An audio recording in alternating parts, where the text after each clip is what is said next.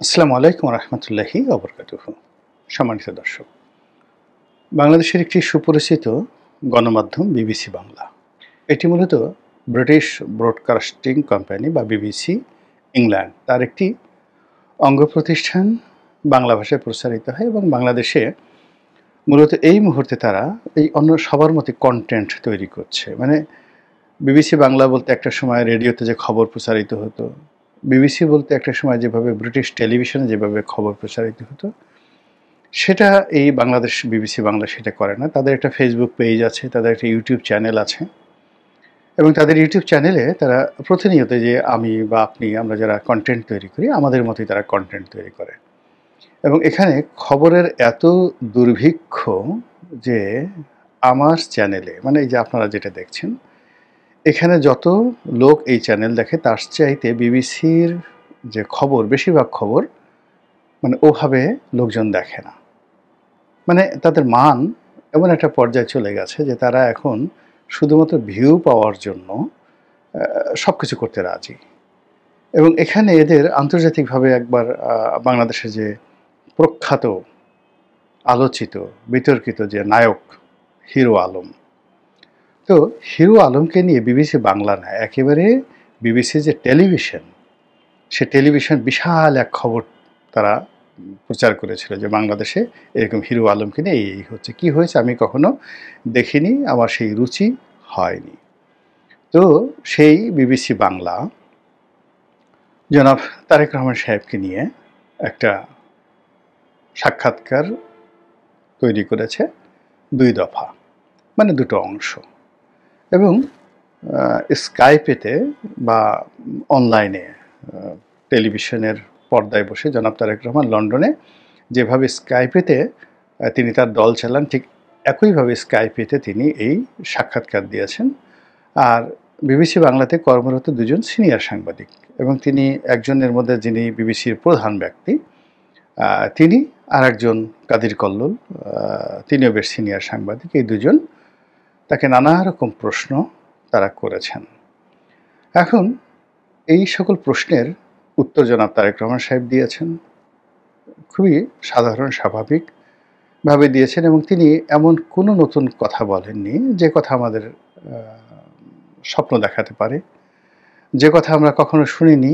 এর কারণ হলো তিনি প্রায় প্রতিদিনই 10-12টি করে স্কাইপে মিটিং করছেন, নেতাকর্মীদের সঙ্গে কথা বলছেন। আর সে সকল কথাবার্তা বলতে গেলে বা বলতে গিয়ে তাকে প্রতিদিনই তার মনের কথা, চিন্তা, দেশ নিয়ে তার চিন্তা, এগুলো তাকে বলতে হচ্ছে।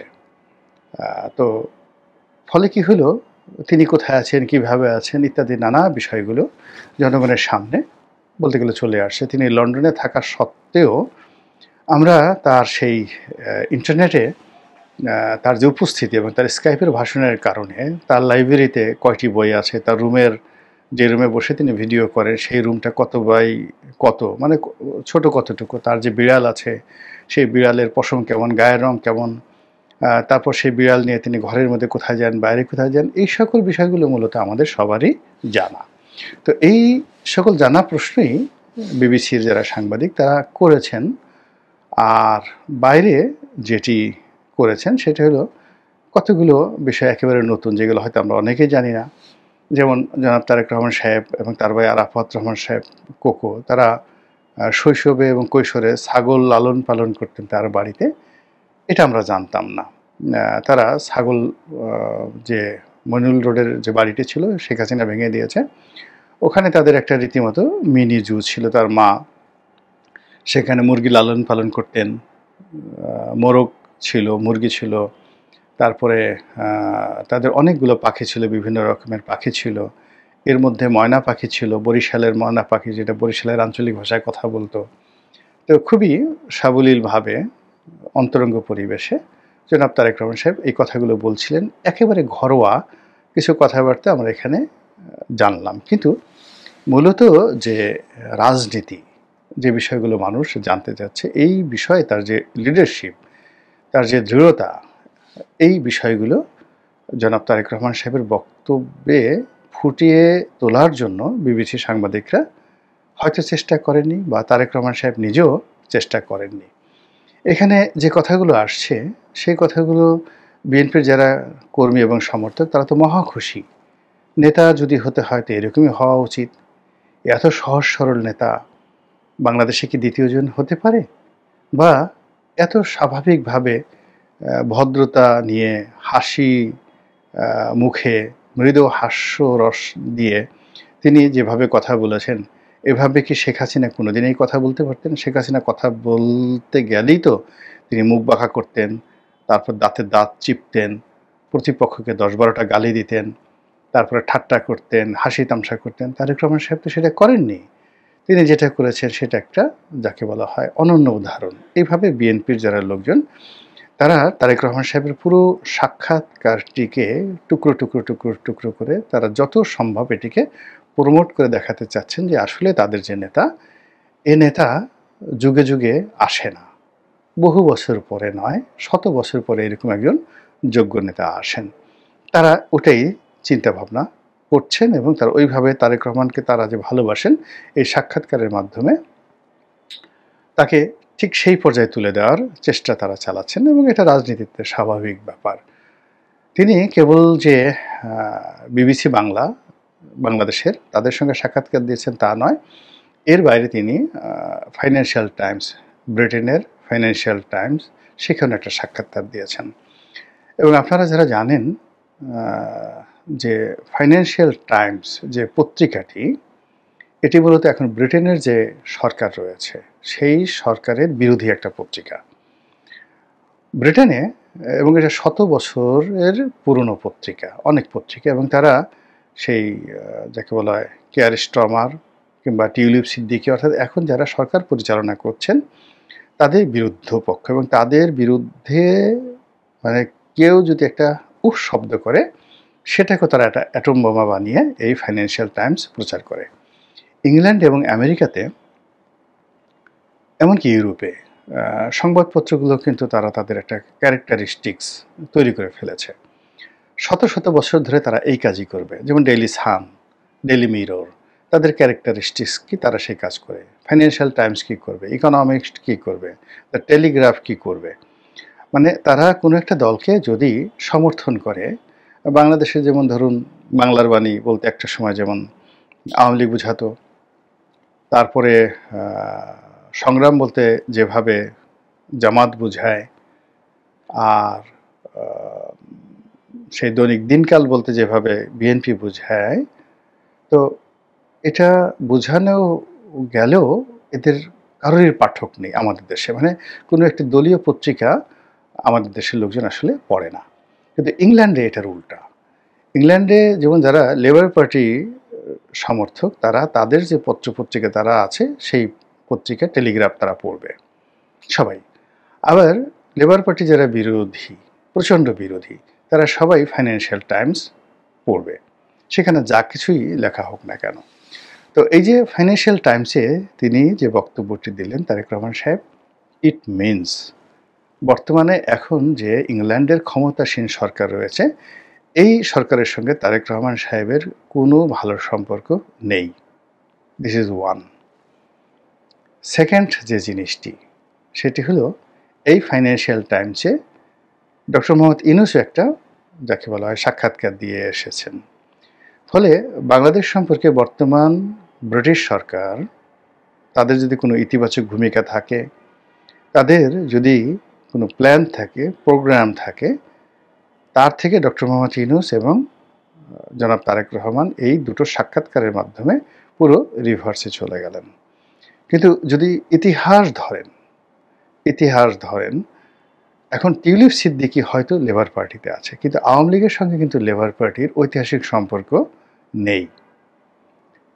তাদের সাথে যে সম্পর্কটা সেই সম্পর্কটা হলো, আপনার কাছে মনে আছে যে এর আগে টনি ব্লেয়ার যে ছিলেন, টনি ব্লেয়ার, তো টনি ব্লেয়ারকে শেখ হাসিনা তার মানে লবিস্ট হিসেবে তিনি নিয়োগ দিয়েছিলেন। তাহলে টনি ব্লেয়ার কি লেবার পার্টির সংসদ সদস্য? চিন্তা করেন। কিংবা ধরুন এই যে লেবার পার্টির অন্যান্য যারা ছিলেন কারোর সঙ্গে কিন্তু শেখ হাসিনার ভালো সম্পর্ক ছিল না। কিন্তু যে কোনো কারণে হোক না কেন টিউলিপ সিদ্দিকী এখানে আছে। ইট ডাজ নট মিন যে all Labour due to Tulip Siddiqui all Labour Sheikh হাসিনার সমর্থন করবে। এখানে দেখবেন যে এই লেবার পার্টি থেকে অন্যান্য যারা বাঙালি সংসদ সদস্য হয়েছেন, মন্ত্রী হয়েছেন, তারা কিন্তু শেখ হাসিনার একদম ডেড এনিমি, আওয়ামী লীগের ডেড এনিমি। তো সেই লেবার পার্টিকে কেবলমাত্র টিউলিপ সিদ্দিকীর জন্য এই যে শত্রু বানিয়ে ফেলল ডক্টর মোহাম্মদ ইউনূস এবং যাকে বলা হয় জনাব তারেক রহমান এই ফাইন্যান্সিয়াল টাইমসের সাক্ষাৎকারের মাধ্যমে। এটাকে আপনারা কিভাবে মূল্যায়ন করবেন এবং আমাদের দেশে যারা বিএনপি করেন তারা এই বিষয়গুলো কয়জনে জানেন এবং কয়জন এই বিষয়গুলো বক্তব্য দিতে মানে স্বাচ্ছন্দ্য বোধ করবেন? কিন্তু ঘটনা তো যা ঘটার ঘটে গেছে। আপনি যে দেশে আছেন, অর্থাৎ তারেক রহমান সাহেব যে দেশে আছেন, সেই দেশের যে চলমান সরকার বা একটা রাজনৈতিক দল যাদের সঙ্গে ঐতিহ্যগতভাবে আওয়ামী লীগের যুগ যুগান্তরের খারাপ সম্পর্ক, সেই যুগ যুগান্তরের খারাপ সম্পর্কটিকে আপনি যদি নিজের পক্ষে না আনতে পারেন, তাহলে এটা আন্তর্জাতিক কূটনীতিতে যে ব্যর্থতা, এই ব্যর্থতার দায় কীভাবে বিএনপি শোধ করবে? সিমিলারলি ডোনাল্ড ট্রাম্প এবং রিপাবলিকান এবং রিপাবলিকান পার্টি ঐতিহ্যগতভাবে বিএনপির সাপোর্টার। বিএনপি ঐতিহ্যগতভাবে ডোনাল্ড ট্রাম্পকে ভালোবাসবে এবং গত বছর ডোনাল্ড ট্রাম্প যেটা ব্যক্তিগতভাবে নরেন্দ্র মোদীর কারণে শেখ হাসিনার ব্যাপারে নিশ্চুপ ছিলেন, কিন্তু পুরো পার্টির যে চেইন অফ কমান্ড কিন্তু বিএনপিকে প্রমোট করেছে। ওখানে মুশফিক ফজল আনসারি যে মুভমেন্টটা করেছে এবং ওখানে রিপাবলিকানদের যে সহযোগিতা বিএনপির লোক যত সহজে পেতে পারে, ডেমোক্র্যাটদের সহযোগিতা পাবে না। ডেমোক্র্যাটরা ঐতিহ্যগতভাবে শেখ হাসিনার সাথে সম্পর্ক তাদের ভালো, কিন্তু প্রকৃতি এখানে যেভাবে খেলে দিয়েছে সেটি হলো নরেন্দ্র মোদীর কারণে ডোনাল্ড ট্রাম্পের সাথে শেখ হাসিনার ব্যক্তিগত সম্পর্ক হয়েছে, আর ডক্টর মোহাম্মদ ইউনূসের কারণে হিলারি ক্লিন্টনের সঙ্গে শেখ হাসিনার খারাপ সম্পর্ক হয়েছে। এটা শেখ হাসিনার কারণে যেভাবে আমরা পুরো ডেমোক্র্যাটদের যে শাসন আমল, সেটা মানে বারাক ওবামার 2 দফা এবং জো বাইডেনের 1 দফা, টোটাল 12 বছরের যে শাসন, এই পুরো শাসন ব্যবস্থাটিকে আমরা কাজে লাগাতে পারিনি, অথচ এটা পুরোটা কিন্তু শেখ হাসিনার পক্ষে ছিল। তাহলে তার যে কেবলমাত্র ডক্টর ইউনূসের সাথে কেন হিলারির যে সম্পর্ক, এই কারণে আমরা সেই সময়টাকে ব্যবহার করতে পারিনি, ফলে বাংলাদেশ আমেরিকার অনেক কিছু থেকে বঞ্চিত হয়েছে। আবার দেখুন, ডোনাল্ড ট্রাম্পের সাথে শেখ হাসিনার নরেন্দ্র মোদীর সম্পর্ক এখন খারাপ, কিন্তু যখন অতীতে ডোনাল্ড ট্রাম্পের সঙ্গে তার সম্পর্কটা ভালো ছিল, বিগত যখন ডোনাল্ড ট্রাম্প প্রেসিডেন্ট ছিলেন, তখন শেখ হাসিনার সাথে মোদির সাথে তার সম্পর্ক ভালো কেন? এই কারণে অভিমান করে বিএনপি যারা লোকজন আছে তারা তাদের যে রিপাবলিকান যে লভিংটা সারা জীবন সেই জিয়াউর রহমানের জমানা থেকে যেটা ছিল সেটাকে তারা কাট আপ করে দিয়েছে। এমনকি ভারতের যে তাদের সম্পর্ক ছিল বিজেপির সাথে, অসাধারণ একটা সম্পর্ক ছিল এই নরেন্দ্র মোদীর মূল দল বিজেপির সঙ্গে, সেই সম্পর্কটাও তারা নষ্ট করে ফেলেছে এই নরেন্দ্র মোদী ভার্সেস শেখ হাসিনার সম্পর্কের কারণ। অথচ নরেন্দ্র মোদীর সঙ্গে সবচেয়ে ভালো সম্পর্ক হওয়ার কথা ছিল তারেক রহমান সাহেবের, সেই জিনিসটা তারা হয়নি। তাহলে দেখুন যে আন্তর্জাতিক অঙ্গনে আমাদের যে চিন্তার প্রসারতা না থাকার কারণে, অভিজ্ঞতা না থাকার কারণে আমরা অনেক সময় অনেক সুযোগ হারিয়ে ফেলি এবং আমার জন্য যেটা সুযোগ সেটা আমরা বুমেরাং করে ফেলি। এটা গেল আমি ফাইন্যান্সিয়াল টাইমসের কথা, আমেরিকার কথা।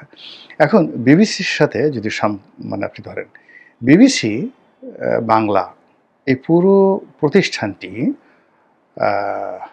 এটা নরেন্দ্র মোদী এবং ভারতের মানে প্রথম আলো, daily star, BBC India, BBC Bangla, এরা ভারতের কার্বন কপি, রয়ের কার্বন কপি এবং মানে বিবিসিতে যারা আছে এরা সবাই শেখ হাসিনার অত্যন্ত আপনজন। তো উনি সাক্ষাৎকার দেবেন, তো উনি সাক্ষাৎকার দেওয়ার জন্য ওনার জন্য সবচেয়ে ভালো সাক্ষাৎকার হতে পারত আমার দেশে, ওনার জন্য সবচেয়ে ভালো সাক্ষাৎকার হতে পারত, বিকজ আপনি দেখেন এখানে আমি দেখলাম একটা সাক্ষাৎকারে 1 লাখ 1.5 লাখ ভিউ হয়েছে বিবিসির, আর বাকি ওগুলো কপি করে ফেসবুকে প্রমোট করে আওয়ামী লীগ বিএনপির যারা লোকজন তারা এটা প্রচার করেছে, কিন্তু ওদের মূল পেজে 1 লাখ 1.5 লাখ বা 2 লাখের বেশি কিন্তু হয়নি। আপনাদের মনে আছে যে নুরুল কবির সাহেবের যে একটা সাক্ষাৎকার যেটা ভাইরাল হয়ে গেছিল ডক্টর মোহাম্মদ ইউনূসের সাথে। তো তারেক রহমান সাহেব যদি এই মুহূর্তে নুরুল কবির সাহেবের সঙ্গে একটা সাক্ষাৎকার দিতেন, এটা মিলিয়ন মিলিয়ন ভিউ হয়ে যেত এবং ওটার একটা স্ট্যান্ডার্ড থাকতো এবং যাকে বলা হয় তারেক রহমান সাহেব যা বলতেন, নুরুল কবির সাহেব প্রশ্ন করতেন, সেটার যে মান ওনাকে একটা রীতিমতো জাতীয় নেতা হিসেবে বাংলাদেশের মানুষের মন এবং মননে ঢুকিয়ে দিতেন। দ্বিতীয়ত তার সঙ্গে সাক্ষাৎকার হতে পারতো আমার দেশের মাহমুদুর রহমানের। আর দ্বিতীয়ত না, মাহমুদুর রহমানের সাথে তার সাক্ষাৎকার তৃতীয়ত। আর দ্বিতীয়ত হতে পারতো মানব জমিনের মতিউর রহমান সাহেবের সঙ্গে তার সাক্ষাৎকার হতে পারতো এবং মতিউর রহমান যদি সাক্ষাৎকার নিতেন, তার মানব জমিন, বাংলা ভিশন এবং চ্যানেল আই সবগুলো মিডিয়াতে মতিউর রহমানের এই সাক্ষাৎকারটি একই সঙ্গে প্রচারিত হতো, যেটা বিবিসির সঙ্গে তিনি যে সাক্ষাৎকার দিয়েছেন তার 1000 গুণ সেটার প্রচারণা পেত। এবং সেই প্রচারণার মধ্যে বিড়াল আসতো না, সেই প্রচারণার মধ্যে ছাগল আসতো না, ময়না আসতো না, টিয়া আসতো না। সেই প্রচারণার মধ্যে যে তথ্যগত যে ভুলগুলো এবং তার যে আবেগগুলো তুলে আনা হয়েছে, সে যে কথাগুলো বলেছে, অর্থাৎ তিনি বাংলাদেশে আসতে পারছেন না, ভয় পাচ্ছেন, সন্দেহ আছে, আতঙ্ক আছে, নিরাপত্তার ঝুঁকি আছে, বিবিসি কৌশল করে এই কথাগুলো বের করে নিয়ে আসছে। অথচ নেতা যদি ভয় পান, আপনি যুদ্ধ করবেন, যুদ্ধের ময়দানে সেনাপতি নাই, কোনো বেকুব যোদ্ধা সেই সেনাপতির অধীনে যুদ্ধক্ষেত্রে যাবে না। সামনে যে নির্বাচন আসছে, এটা বাংলাদেশের যে কোনো যুদ্ধের চাইতে ভয়াবহ। তো সেখানে তারেক রহমান সাহেব যদি নিজে যুদ্ধের ময়দানে উপস্থিত না থাকেন, কোনো বুদ্ধিমান লোক, নেহায়েত লোভী লোক ছাড়া এই নির্বাচনে ঝুঁকি নিয়ে কেউ কখনো বিএনপিকে জিতিয়ে আনার চেষ্টা করবেন। 18 সনে মানে আমি যে এলাকাতে নির্বাচন করি, সেখানে কোনো একটা লোক আমার সামনে এসে কথা বলতে পারে এই বিশ্বাসই ছিল না। অথচ মাঠের পরিস্থিতি এমন ছিল যে আমাকে এভাবে ঘরের মধ্যে বন্দি করে রাখা হলো যে বারান্দা দিয়ে বাইরে তাকানোর মতো অবস্থা ছিল না, তাকালেই ডাইরেক্ট গুলি করে দেওয়া হতো।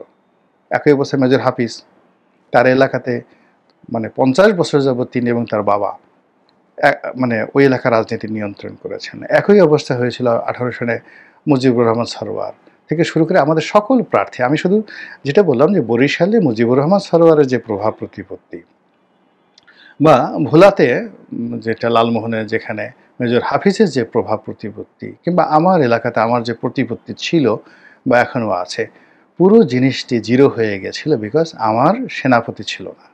তারেক রহমান সাহেব দেশে ছিলেন না, খালেদা জিয়া জেলে ছিলেন, ডক্টর কামালকে সেনাপতি বানানো হলো, ভাড়া করা সেনাপতি দিয়ে কিছু হয় না। ফলে কি হলো, 18 সনে যে শিক্ষা পেয়েছি, বারবার শুধু আল্লাহর কাছে তওবা করেছি যে আল্লাহ জান নিয়ে এখান থেকে প্রাণে বাঁচাও, পরিবারের ইজ্জত বাঁচাও, জীবনে আর ইলেকশনের নাম নেব না। কাজেই সেনাপতি এই যে আসছেন না, সেনাপতি আসছেন না, কেন আসছেন না? তো তিনি স্পষ্ট বলেছেন তথাকথিত 111। এই যে তিনি 111 সম্পর্কে যে তথাকথিত শব্দটি ব্যবহার করেছেন, 111 সরাসরি সেনাবাহিনী ঘটিয়েছে, ক্যান্টনমেন্ট ঘটিয়েছে। এই যে ক্যান্টনমেন্টের সাথে তার যে সম্পর্কটা স্বাভাবিক হয়নি, এটা বিবিসি কৌশলে বের করে নিয়ে আসছে। বিবিসি হয়তো বিএনপির যারা সাধারণ জনগণ, তাদের জন্য এই সাক্ষাৎকার নেয়নি। বিবিসি যে সাক্ষাৎকার নিয়েছে সেটা হলো জামাতের জন্য, বিএনপি বিরোধীদের জন্য, ক্যান্টনমেন্টের জেনারেলদের জন্য, পুলিশের কর্তাদের জন্য, ডক্টর মোহাম্মদ ইউনূসের জন্য, ভারতের রয়ের জন্য, নরেন্দ্র মোদীর জন্য। সেখানে তারা যে মেসেজ পাওয়ার, সেই মেসেজ তারা পেয়ে গেছে এবং যা বোঝার বুঝে গেছে। এবং ওখানে যে একটা নেগোসিয়েশনের যে পদগুলো ছিল, এই সাক্ষাৎকারের মাধ্যমে সেই পদগুলো কি খোলা থাকবে কি থাকবে না কয়দিনের মধ্যে দেখতে পাবেন। বিএনপির যারা লোকজন খুব লাফাচ্ছেন, আনন্দ করছেন, ফুর্তি করছেন, আমি বিনয়ের সাথে অনুরোধ করব আরেকটু ভেবে দেখেন, বন্ধু চিনতে হবে। আপনি খুব বেশি একেবারে খুব যাকে বলা হয় আবেগপ্রবণ হলেন, নেতা সব কিছু রায়, সব কিছু ঠিক আছে, এই জিনিসগুলো দলের জন্য ভালো না। এই যে তারেক রহমান সাহেব নিজে আসছেন না বাংলাদেশে, উনি দুজন উপদেষ্টা পাঠিয়েছেন, আমি এদের নামও জানি না। একজন আমেরিকাতে গেলেন, সিলেট থেকে নাকি নির্বাচন করবেন, তিনি নাকি ভবিষ্যৎ পররাষ্ট্রমন্ত্রী হবেন। শুনলে মেজাজটা কেমন লাগে বলেন তো? তারেক রহমান সাহেবের উপদেষ্টা পরিচয় দিয়ে বা তারা উপদেষ্টা তারেক রহমান সাহেব যে লোকদেরকে প্রেজেন্ট করা হচ্ছে আমাদের এই সমাজে, আপনি ওই আমতারেক আছে, নুরুল হক নুরু আছে, তারপরে জুনায়েদ সাকি আছে, এদের সঙ্গে এই দুই উপদেষ্টা 5 মিনিট প্রেস ক্লাবের সামনে বিতর্ক করা, দাঁড়িয়ে থাকা, ভাষণ দেওয়া কিংবা রাজনৈতিক প্রতিযোগিতায় 5 মিনিট এই 3 জন লোকের সাথে টিকে থাকতে পারবে না, কাপড় চোপড় থাকবে না একজনেরও।